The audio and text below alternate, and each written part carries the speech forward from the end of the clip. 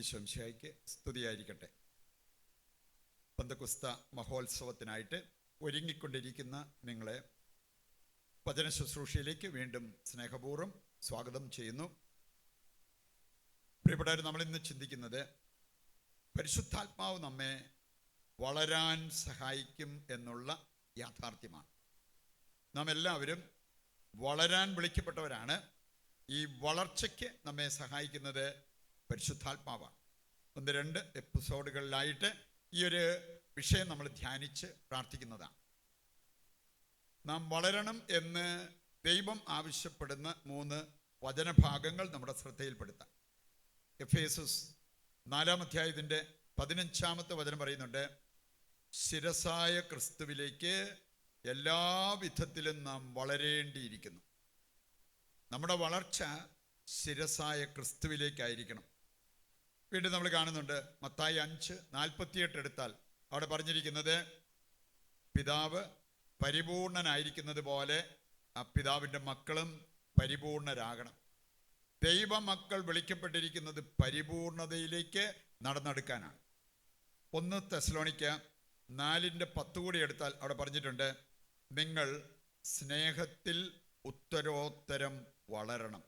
ഇതെല്ലാം സൂചിപ്പിക്കുന്നത് നാം വളർച്ചയ്ക്ക് വിളിക്കപ്പെട്ടിരിക്കുന്നവരാണ്.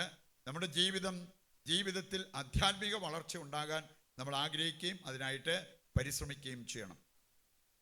വളരാത്തതിൻ്റെ ഒരു 3 സൂചനകൾ നാം മനസ്സിലാക്കിയിരിക്കുന്നത് നല്ലതാണ്. ഒന്നാമത്തേത് സ്ഥാനമാന കൊതി.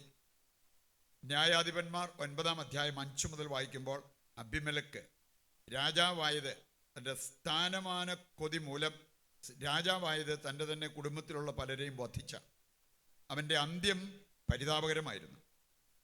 അതുപോലെ തന്നെ നമ്മൾ കാണുന്നുണ്ട് മർക്കോസിൻ്റെ സുവിശേഷം 10:35 മുതൽ വായിക്കുമ്പോൾ, സബദീ പുത്രന്മാർ വന്ന് ആവശ്യപ്പെട്ടൊരു കാര്യം, ഒരാൾക്ക് യേശുവിൻ്റെ വലത്തും മറ്റേയാൾക്ക് ഇടത്തും. എപ്പോഴാ? യേശു മഹത്വത്തിൽ വാഴുമ്പോൾ. ഇനി അതും ഒരു സ്ഥാനമാനക്കൊതി. അതുകൊണ്ട് കർത്താവ് പറഞ്ഞത് കർത്താവ് ഉടനെ അത് നൽകുന്നില്ല. അതൊക്കെ പിതാവായ ദൈവത്തിൻ്റെ തീരുമാനമനുസരിച്ച് നടക്കേണ്ട കാര്യമാണ്. രണ്ടാമതൊരു കാര്യം നമുക്ക് കാണാൻ സാധിക്കും, ഈ സ്വന്തം ഗ്രൂപ്പിലേക്ക് ഒതുങ്ങിപ്പോകുന്നത് വളരാത്തതിൻ്റെ ഒരു സൂചനയാണ്. നമ്മൾ കാണുന്നുണ്ട് മർക്കോസ് 9:38 മുതൽ വായിക്കുമ്പോൾ, യോഹന്നാൻ പറഞ്ഞ ഒരു കാര്യമുണ്ട്, ഞങ്ങൾ ഒരുവനെ കണ്ടു, നിന്റെ നാമത്തിൽ അത്ഭുതം പ്രവർത്തിക്കുന്നവൻ, പക്ഷെ അവൻ നമ്മുടെ ഗ്രൂപ്പിൽപ്പെട്ടവനല്ല, അതുകൊണ്ട് ഞങ്ങൾ അവനെ തടഞ്ഞു. അതിൻ്റെ ആവശ്യമില്ലായിരുന്നുവെന്നാണ് യേശു അവിടെ പറഞ്ഞിരിക്കുന്നത്. അപ്പം അതുകൊണ്ട് നമ്മുടെയൊക്കെ ഗ്രൂപ്പിന് ഉപരിയായിട്ട് നമുക്ക് ചിന്തിക്കാനും ആരിൽ നന്മ കണ്ടാലും അത് നന്മയായിട്ട് അംഗീകരിക്കാനും സാധിക്കണം. അതിന് നമുക്ക് ആത്മീയ വളർച്ച ഉണ്ടാകണം. മൂന്നാമത്തെ കാര്യമാണ് മനുഷ്യപ്രീതി തേടുന്നത്. ഗലാത്യർ 1:10 പൗലോസ് പറയുന്നുണ്ട്, ഞാൻ മനുഷ്യപ്രീതി തേടിയാണ് ജീവിച്ചെങ്കിൽ കർത്താവിൻ്റെ ശുശ്രൂഷകൻ ആകില്ലായിരുന്നു. അപ്പം അതുകൊണ്ട് ഈ 3 കാര്യങ്ങൾ വളരാത്തതിൻ്റെ സൂചനയാണ്. ഇനി വളർച്ചയുടെ സൂചനയായിട്ട് നമുക്ക് കാണാൻ പറ്റുന്ന ഏതാനും കാര്യങ്ങൾ നമ്മൾ മനസ്സിലാക്കിയിരിക്കുന്ന നല്ലതാണ്. ഒന്നാമത്തെ കാര്യം പറഞ്ഞിരിക്കുന്നത്, വിനയം പക്വതയുടെ മുഖമുദ്രയാണ്. അഹങ്കാരം വളരാത്തതിൻ്റെ സൂചനയാണെങ്കിൽ വിനയം പക്വതയുടെ മുഖമുദ്രയാണ്. തെറ്റുപറ്റിയാലും അത് അംഗീകരിച്ച് തിരുത്തി ക്ഷമ ചോദിക്കുന്നത് വളർച്ചയുടെ ഒരു സൂചനയാണ്. അത് വിനയമുള്ളവർക്കേ സാധിക്കത്തുള്ളൂ. രണ്ടാമത്തേത് വാക്ക് പാലിക്കുന്നത്, അതുപോലെ തന്നെ വിശ്വസ്തനായിട്ട് ജീവിക്കുന്നത് വളർച്ചയുടെ ഒരു സൂചനയാണ്. ചിലർ വാക്ക് പറയും, പക്ഷേ വാക്ക് പാലിക്കത്തില്ല. വാക്ക് പാലിക്കുന്നവരാണ്, വാഗ്ദാനം ലംഘിക്കാത്തവരാണ് വളർന്നവർ എന്ന് നമ്മൾ മനസ്സിലാക്കിയിരിക്കണം. വീണ്ടും മൂന്നാമത്തെ ഒരു സൂചന, മാറ്റാവുന്നവ മാറ്റുന്നതും മാറ്റാൻ പറ്റാത്ത സാഹചര്യങ്ങളുമായിട്ട് ചേർന്നു പോകാൻ തയ്യാറാകുന്നതും അത് വളർച്ചയുടെ ഒരു സൂചനയാണ്. വീണ്ടും നാലാമത്തെ കാര്യം, ഉചിതമായ തീരുമാനങ്ങൾ യഥാസമയം എടുക്കാൻ സാധിക്കുന്ന വ്യക്തികളുണ്ട്. അത് വളർച്ചയുടെ തീരുമാനമാണ്. വളരാത്തവർ ഈ തീരുമാനമെടുക്കുന്ന കാര്യം മാറ്റി മാറ്റി വിട്ടുകൊണ്ടിരിക്കും. അഞ്ചാമത്തെ കാര്യമാണ് കോപത്തെ നിയന്ത്രിക്കുന്നതും അതുപോലെ തന്നെ ഭീഷണിയോ ബലപ്രയോഗമോ ഇല്ലാതെ ഭിന്നത പരിഹരിക്കാൻ കഴിയുന്നത്. ചിലർ മറ്റുള്ളവരെ പേടിപ്പിച്ചായിരിക്കാം ഇത് ചെയ്യുന്നത്. അതില്ലാതെ കണ്ട് കോപത്തെ നിയന്ത്രിക്കാനും അതുപോലെ ഭീഷണിയൊന്നുമില്ലാതെ ഭിന്നതകൾ പരിഹരിക്കാൻ സാധിക്കുന്നത് അത് വളർച്ചയുടെ ഒരു സൂചനയാണ്. ആറാമത്തെ കാര്യമാണ്, വളർന്നവർ ക്ഷമ കാണിക്കും. അതുപോലെ നിലനിൽക്കുന്ന നേട്ടങ്ങൾക്ക് വേണ്ടി താൽക്കാലികമായ സന്തോഷങ്ങൾ ഉപേക്ഷിക്കാനും അവർ തയ്യാറാകും. അത് വളർച്ചയുടെ ഒരു സൂചനയാണ്. അവസാനമായിട്ട് ഏഴാമത്തെ കാര്യം, ആവശ്യവും ആഗ്രഹങ്ങളും വേർതിരിച്ച് കാണാൻ കഴിയുന്നവരാണ് വളർന്നവർ. ആവശ്യങ്ങൾ നടക്കാനായിട്ട് നമ്മൾ പരിശ്രമിക്കണം, ആഗ്രഹങ്ങളെ നിയന്ത്രിച്ച് കീഴടക്കാനായിട്ട് നമ്മൾ ശ്രദ്ധിക്കുകയും ചെയ്യണം. ഈ കാര്യങ്ങൾ ഹൃദയത്തിലേക്കൊന്ന് ഏറ്റെടുത്തുകൊണ്ട് പരിശുദ്ധാത്മാവിൻ്റെ സഹായം തേടാം.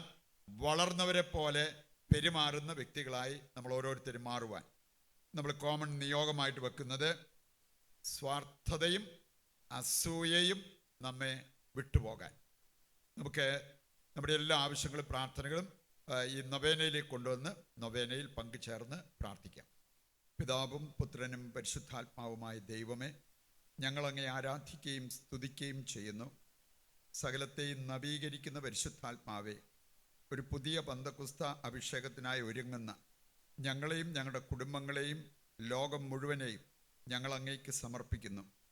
ആദിമ ക്രൈസ്തവ വിശ്വാസികളെ തീക്ഷ്ണമതികളും ധൈര്യശാലികളുമാക്കിയ പരിശുദ്ധാത്മാവേ, ഞങ്ങളുടെ ജീവിതത്തിനും ആവശ്യമായ ആത്മധൈര്യവും സ്ഥിരോത്സാഹവും അങ്ങ് ഞങ്ങൾക്ക് പ്രദാനം ചെയ്യണമേ.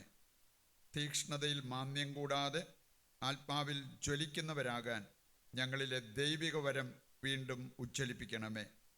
പിതാവിൻ്റെ സ്നേഹമായ പരിശുദ്ധാത്മാവേ, പന്തക്കുസ്ത തിരുനാളിനായി ഒരുങ്ങുന്ന ഞങ്ങൾ ദൈവസ്നേഹത്തിലും പരസ്നേഹത്തിലും പേരുപാകി അടിയുറയ്ക്കാനും ഉത്തരോത്തരം വളരാനും അങ്ങ് ഞങ്ങളെ സഹായിക്കണമേ.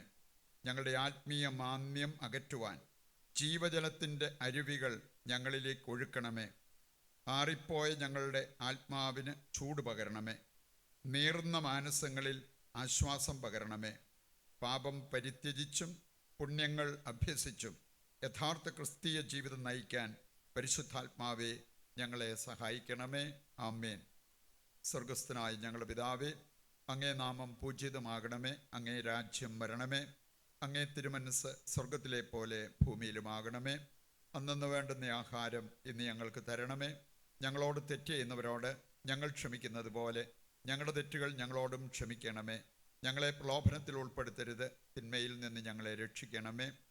നന്മ നിറഞ്ഞ മറിയമേ സ്വസ്തി, കർത്താവ് അങ്ങയുടെ കൂടെ സ്ത്രീകളിൽ അങ്ങ് അനുഗ്രഹിക്കപ്പെട്ടവളാകുന്നു. അങ്ങയുടെ ഉദരത്തിൻ ഫലമായ ഈശോ അനുഗ്രഹിക്കപ്പെട്ടവനാകുന്നു.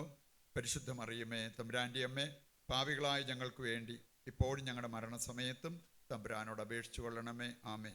പിതാവിനും പുത്രനും പരിശുദ്ധാത്മാവിനും സ്തുതി, ആദ്യം മുതൽ എന്നേക്കും. ആമേൻ. താഴ്ന്ന സ്വരത്തിൽ കർത്താവിനെ സ്തുതിച്ചുകൊണ്ട് ദിവ്യകാരുണ്യത്തിൻ്റെ ആശീർവാദവും നമുക്കിപ്പോൾ സ്വീകരിക്കാം. യേശുവേ നന്ദി, യേശുവേ സ്തുതി, യേശുവേ ആരാധന, യേശുവേ മഹത്വം. Hallelujah, hallelujah.